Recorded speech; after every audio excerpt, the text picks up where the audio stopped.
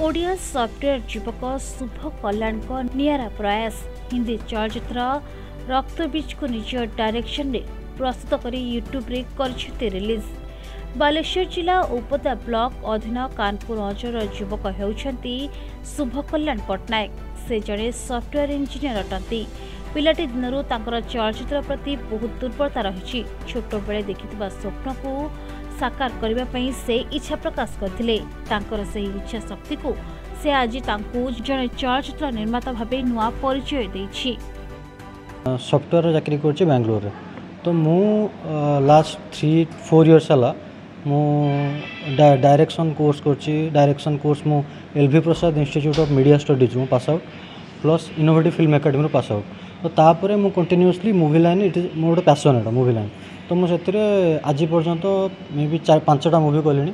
सब short movie start करछि। एटा गोटे फास्ट मूवी करछि। एटा गोटे माने डिफरेंट जॉनर मु करछि। क्राइम हॉरर जॉनर करछि। एटा गोटे आज गोटे मूवी रक्तबी सेटा मु रिलीज करछि। तो जेहेतु मु बालेश्वर भी अच्छी ओडिसा तो सेठी मु रिलीज करके मोर गाँव लोक मानकू एवं मो पाखापाखि जितके लोक अच्छा रिलेटिव अच्छा समस्त डाकी आनिक देखा चाहूँ। शुभ कल्याण बेंगलोर रे रही सॉफ्टवेयर चाकरी करती। ड्यूटी सारिबा परे समय बाहर करी तांकर चलचित्र प्रस्तुति रे संपूर्ण रूपे लागी पड़ती। बेंगलोर रे रही ओडिया युवक होई हिंदी चलचित्र तैयारी करबा पई तांको पई कष्टसाध्य थिला। तथापि से हार मानि नथिले। आगे चलीथिले आ निज लक्ष्य स्थल रे आज से पहुंच जाइछंती।